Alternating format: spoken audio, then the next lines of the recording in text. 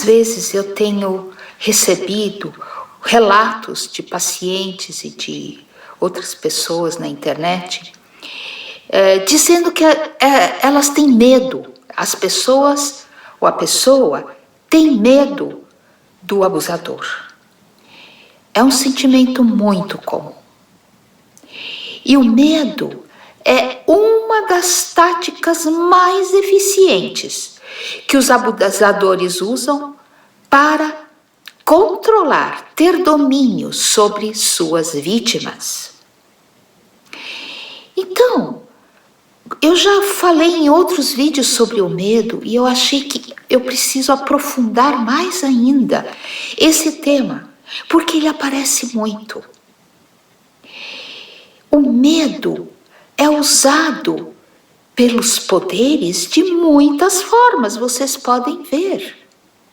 Pessoas que se submetem àquilo que elas não querem por medo.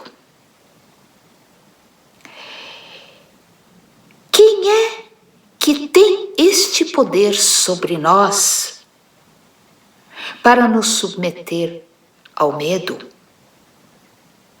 E como podemos nos livrar desta opressão, desta limitação? Então, hoje eu quero discorrer mais um pouquinho sobre essa situação e observem o que acontece com uma pessoa que está com medo. Ela se encolhe, não é? O que é o medo, afinal das contas? É você perceber um perigo real ou imaginário que está ameaçando o seu bem-estar, a sua sobrevivência, a sua integridade. Essa é a definição de dicionário. Medo é de um perigo real ou imaginário. Então, essa é a primeira distinção que você deve fazer.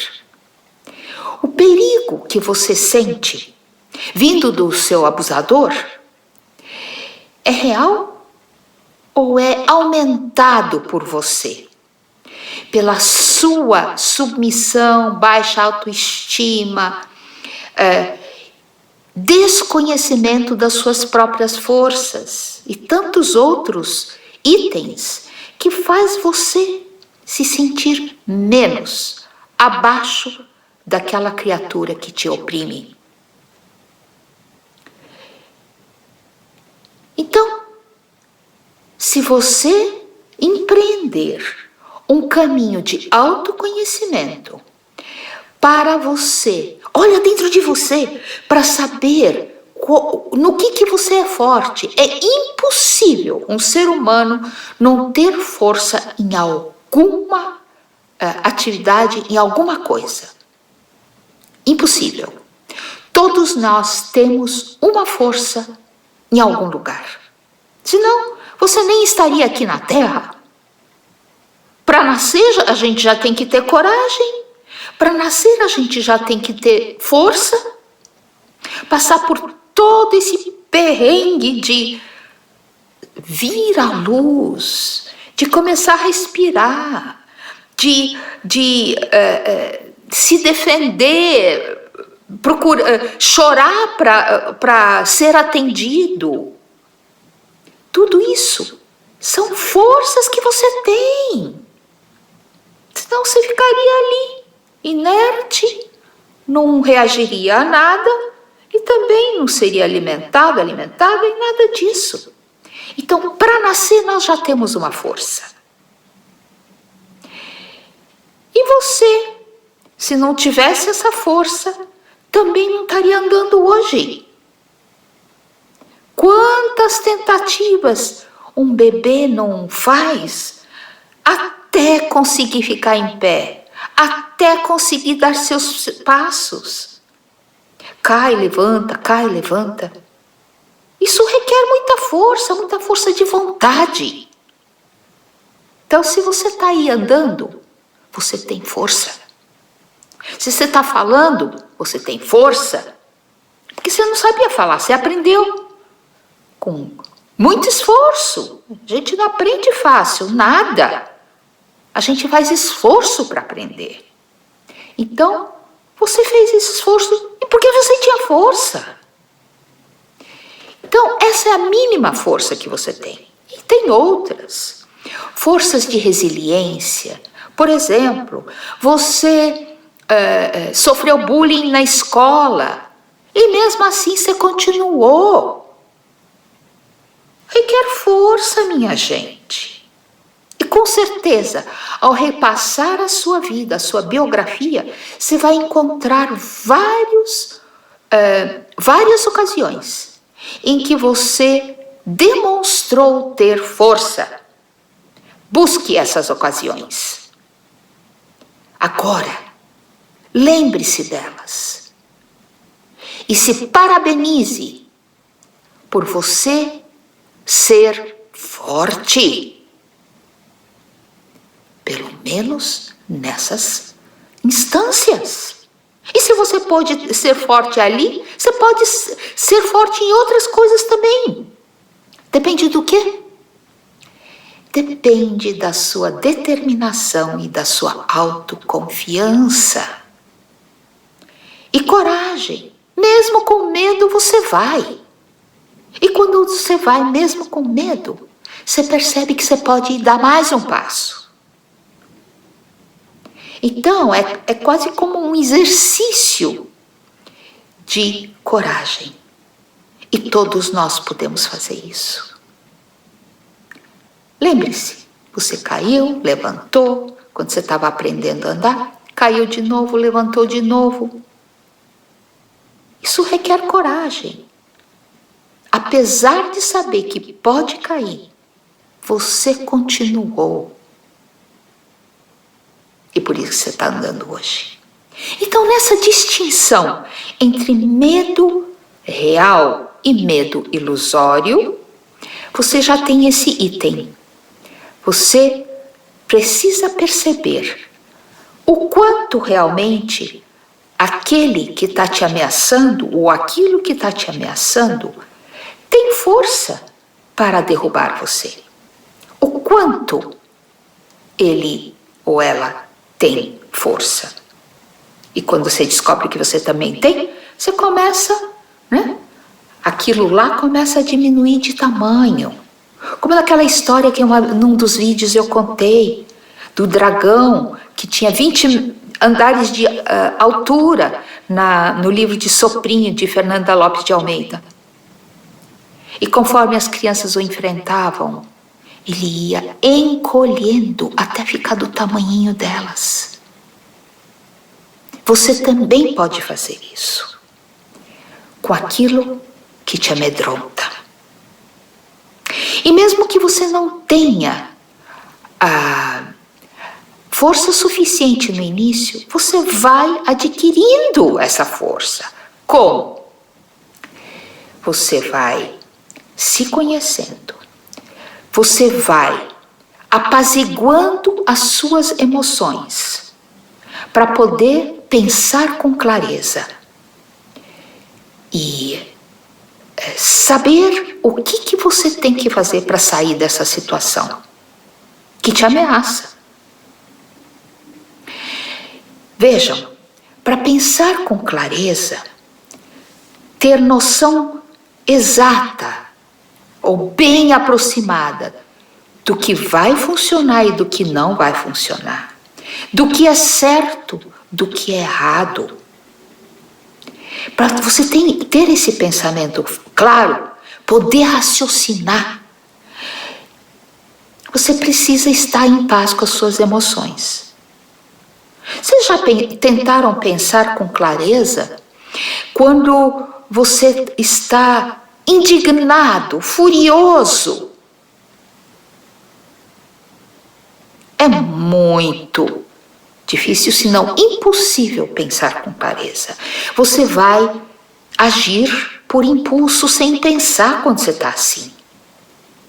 E aí você está sendo dominado por suas paixões, por seus impulsos, por suas emoções tempestuosas e não domina. Algo está dominando você. Portanto, de novo, é um teste de fortaleza. Então, para você tornar o medo real, do tamanho que ele é, o perigo, né, real, do tamanho que ele realmente é, e saber como lidar com ele, você precisa apaziguar suas emoções. E como você faz isso? Grande pergunta, não é? Você, primeiro, as reconhece. Eu estou com raiva. Essa é uma das emoções que mais tira a gente do sério. Estou com raiva. Aí você vai descobrindo do que você está com raiva. Como é essa raiva? Como ela surge? Estou com raiva porque aquela criatura não deu para mim o que ela tinha que dar, o que eu achava que tinha que dar. Ou aquela criatura me roubou todo o meu dinheiro. Raiva é legítima? Claro que é.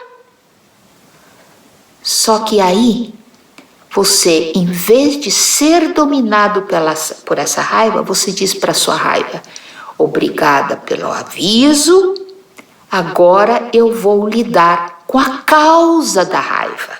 Não com a raiva. Com a raiva não adianta lidar. Você vai lidar com a causa da raiva. Aí você vai, por exemplo, a criatura roubou dinheiro de você. Você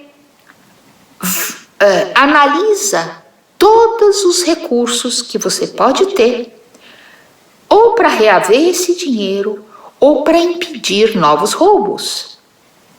Enfim, você tem que lidar com a realidade, entende? Não com arroubos de vingança. Aliás, vingança nunca dá certo, minha gente. A vingança sempre acaba se voltando contra o vingador. É como um bumerangue que você lança e volta para você mesmo e te derruba. Então, se você perceber vingança em você, que é também um sentimento muito natural do ser humano, começa a voltar de novo para a causa do seu sentimento de vingança, do seu sentimento de raiva. E quando você volta para a causa, você consegue distinguir o que pode ser feito com a cabeça fria. Cabeça fervendo não funciona, como nós já falamos. E aí você vê o que é possível e o que não é possível. E que o que não for possível, deixa para lá. Por que você vai ficar batalhando por algo que é impossível? Não vai em lugar nenhum. Por exemplo, eu ouço isso também, muitas vezes. A pessoa deu o seu dinheiro para o abusador, para a abusadora. Deu. E depois percebeu que essa pessoa usou esse dinheiro para outra coisa. Ou simplesmente tirou dela, da pessoa, porque não queria ela mesma trabalhar, por exemplo. Tirou. E você que deu de todo o coração, foi traído, foi traída. E aí você tem raiva, você tem sentimento de vingança. Aí você vai ver essa pessoa que tirou de você. Se é uma pessoa com transtorno de personalidade psicopata, ela jamais vai se sentir arrependida. Aliás, afinal, essa pessoa fez o que ela queria fazer. Essa pessoa fez o que estava na natureza dela. E uma das características do transtorno de personalidade psicopático é não ter arrependimento, não ter remorso e tirar dos outros tudo que essa pessoa quer. Suga, suga, suga. Não tem o mínimo respeito pela propriedade alheia. Essa pessoa é assim. E não dá para mudá-la. Principalmente que essa pessoa não quer mudar. Então, quando você chega nessa constatação que essa criatura fez o que estava na sua natureza, como você pode se vingar? Ou ter raiva? Como que eu posso ter raiva de uma cobra que me mordeu, que me picou? Cobra não morde, né? Ela pica, injeta um veneno em você, se ela é uma cobra venenosa. Como que eu posso ter raiva de uma criatura que está simplesmente exercendo a sua natureza? Uma cobra venenosa vai atacar você quando ela se sente ameaçada, ou quando você é o jantar dela. Então, essa fera ou esse animal predador está exercendo, realizando, manifestando a sua natureza. Então, minha gente, os psicopatas, quando agem como agem, quando são o que são, estão exercendo a sua natureza. Venenosos? Sim, quase todos eles são. Por quê? Porque faz parte deles ser venenosos. Então vocês percebem como aos pouquinhos você vai dimensionando o teu medo para ele ficar do tamanho real e não imaginário. Quando a gente fica nessa sensação irracional, até sombra em algum lugar já parece monstro. É a tua imaginação aumentando o teu medo, dando formas para o teu medo, percebe? Então, quando você vai abaixando a turbulência das suas emoções, permitindo-se pensar com clareza, você vai dimensionando o teu medo e vislumbrando, visualizando caminhos para resolver a causa. Lembre-se, é a causa que tem, na causa que precisa trabalhar, não no efeito que é o medo. Tá? E aí, então, nós chegamos ao maior medo de todos, ou um dos maiores medos, né? Que além do medo da dor causa medo para a pessoa. Medo pela sobrevivência, nós chegamos ao medo da morte. E por que nós temos medo da morte? Alguém que não sabe o que acontece depois, ou nem imagina, ou nem supõe, ou nem acredita, não tem fé nenhuma, claro que vai ter medo da morte. Porque vai ver na morte o fim de tudo.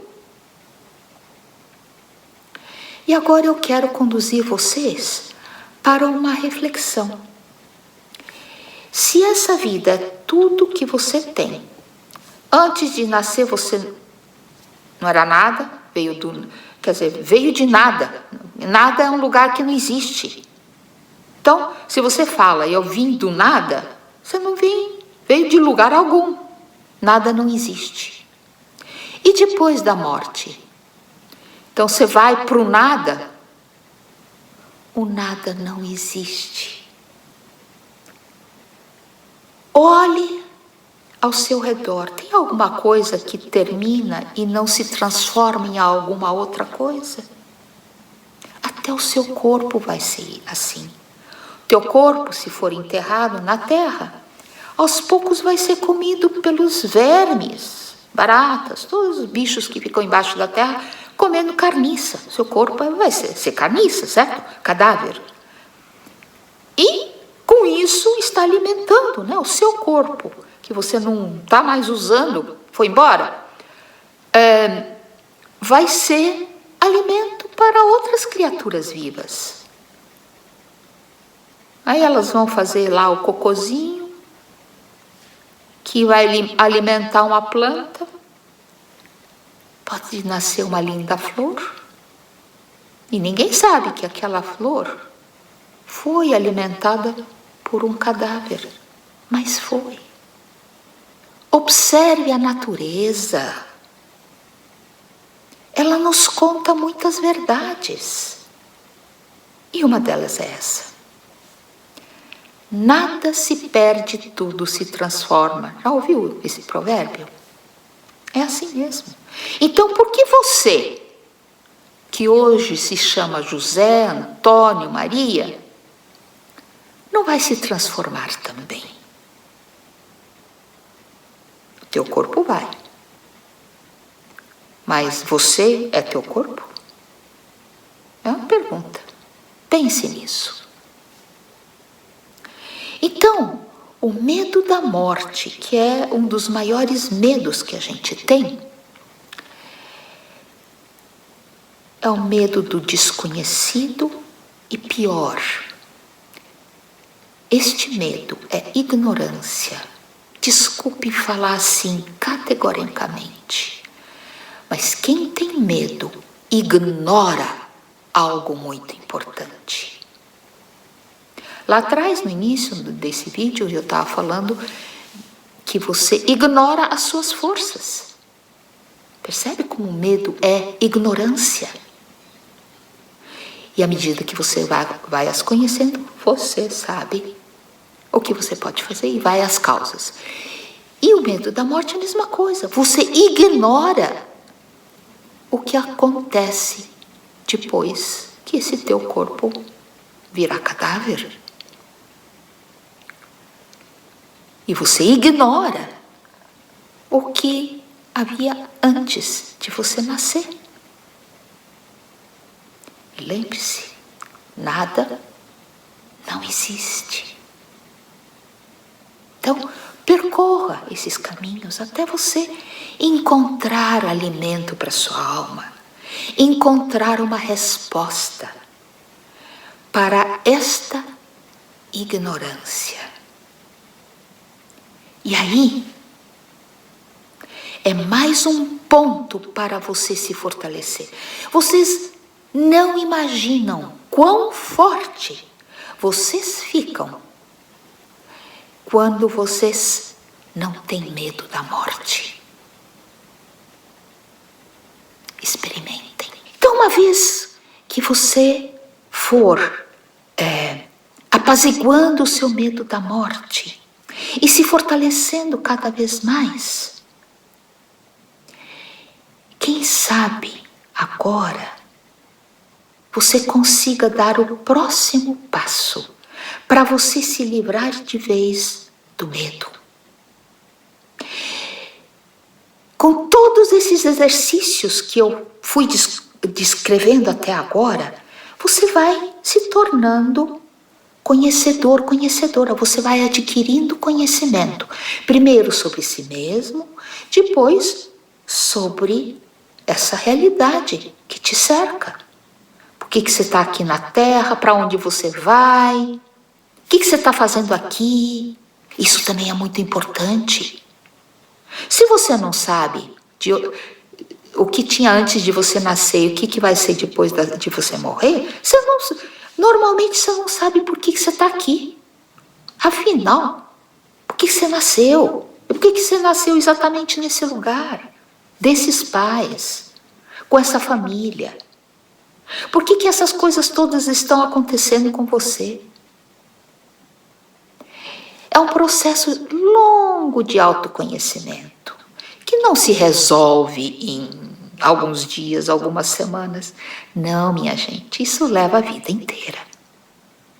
Porque não existe um ponto em que você pode chegar e falar: pronto, já sei tudo, posso morrer. Não existe esse ponto. Você sempre pode mais. Nós não temos ideia ainda até onde nós podemos crescer. Então, você, agora munido de todos todos esses conhecimentos e abriu, você já abriu a porta para conhecer mais e mais e mais e mais. E você vai aplicando isso que você descobre na sua vida, porque não adianta ter o conhecimento, ler livros e mais livros e mais livros e mais livros e não aplicar na sua vida. O que adianta? Nada, né? Não adianta. Então, você vai aplicando na sua vida. E você vai descobrindo o que funciona, o que não funciona, o que é certo, o que é errado. E com isso, você adquire sabedoria. Essa é a diferença entre conhecimento e sabedoria. Conhecimento são as informações, as articulações, né, as realidades que você vai abarcando, vai vislumbrando. E sabedoria é o resultado dentro de você, em você, no seu ser, de ter aplicado esses conhecimentos. Sabe aquela pessoa que você diz, puxa, é uma pessoa sábia. O que significa isso? Ela falou tanta coisa linda. Mas uma outra pessoa também poderia ter falado a mesma coisa. E qual é a diferença? Você sente o peso da palavra da pessoa sábia.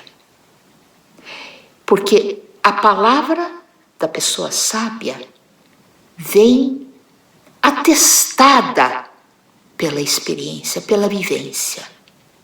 Não é teoria, é prática. Então você vai adquirindo sabedoria. Todos nós podemos ser. Todos nós fomos dotados dessa capacidade. Vamos lá! E aí você vai se tornando sábio. Vai aplicando tudo que você aprende na sua vida. E você vai substituindo, esse é o processo, substituindo o medo pela prudência. E eu fui pesquisar, porque a palavra é muito atraente, prudência. O que é prudência? Olha só. Classicamente, prudência é considerada uma virtude, sendo uma das 4 virtudes cardinais. O que significa isso? 4 virtudes que são básicas para definir um ser humano que começa a ser íntegro. Sem isso, é um ser humano defeituoso. Prudência é uma delas. E eu não estou chamando vocês de defeituosos. Mas vocês estão a caminho da integridade, senão nem estariam assistindo esses vídeos. Para quê? Incomodar com essas coisas. Então, a palavra vem do latim prudência e frequentemente associada à sabedoria. Por isso que eu falei da sabedoria. Ser prudente é ser sábio. Porque ser prudente é avaliar a situação com clareza, sem arroubos emocionais. Nesse momento não dá para ter arroubo emocional. Em outros momentos são fantásticos. Não dá para dançar sem arroubo emocional, certo? Mas, quando você está precisando traçar um caminho para chegar à causa do seu sofrimento, ser vítima de um abusador, você precisa acalmar as suas emoções e pensar com clareza. Então, prudência é sabedoria, é pensar com clareza, ir à causa daquilo que está acontecendo e saber escolher a melhor atitude, a melhor ação. Então, prudência é ação também. Muitas vezes pode ser simplesmente ficar quieto. Mas você sabe por que você escolheu aquilo. A forma que seja mais eficiente para você resolver o perigo que está te ameaçando. Lembra, o medo é você ter uma reação emocional a um perigo real ou imaginário. Quando você consegue ser prudente, você já não está vendo perigo imaginário. Você está conseguindo enxergar o perigo real, aquele que é mesmo. No dicionário também existem sinônimos de prudência, olha aí. Sensatez, paciência, austeridade, cautela, precaução, calma, ponderação. Percebe? Todas essas palavras transmitem para nós uma ideia de controle da situação. Quando você é prudente, você controla a situação. Não é a situação que te controla. E isso é fundamental para os sobreviventes. Porque eles foram colocados vocês, né, e eu também, fomos colocados num local onde nós não tínhamos controle da situação. Nós éramos controlados por aquele que manipula, por aquele que se mostra poderoso sobre nós. E nós acabamos aceitando isso, sem saber. Por ignorância. Mas agora nós podemos saber. Quando você não sabia, não tinha como cobrar de si mesmo. Entende? Isso é outro ponto muito importante. Não se castigue, não se puna, não se julgue, não se critique. Você não sabia. Ou então, você foi colocada para dormir, para você não enxergar a realidade. Por isso, a criatura abusou de você, controlou você, dominou você e tirou de você tudo o que ela queria. Agora, não mais. Você está saindo desse local. Você está se tornando prudente. E junto com a prudência, interessante, sabe? Eu fui ver em Platão, ele já falava dessas quatro virtudes, né? Ele falava de sabedoria, que nós chamamos hoje de prudência, e eu chamei de prudência, coragem, moderação e justiça. Não faz sentido para vocês que essas quatro virtudes são fundamentais para um ser humano vitorioso na sua vida? Não estou falando de grandes vitórias, eu estou falando de vitória em você, sobre você mesmo. Essa é a maior vitória que existe. Então, você, em vez do medo, agora, você desenvolve a prudência. E você tem a coragem, a força, a fortaleza, né? Porque através do autoconhecimento você descobre as suas forças. E então você tem coragem. Você não se encolhe mais no cantinho. Você vai à luta. Você tem coragem, você tem força. E você também sabe temperar, moderar. É isso que Platão fala. Você sabe quando você tem que correr, quando você tem que parar. Quando você tem que falar, quando você tem que calar. Para quê? Para conseguir aquilo que você quer. Você se equilibra, você se modera. E aí, com tudo isso acontecendo, sendo realizado, manifestado, a justiça também se manifesta.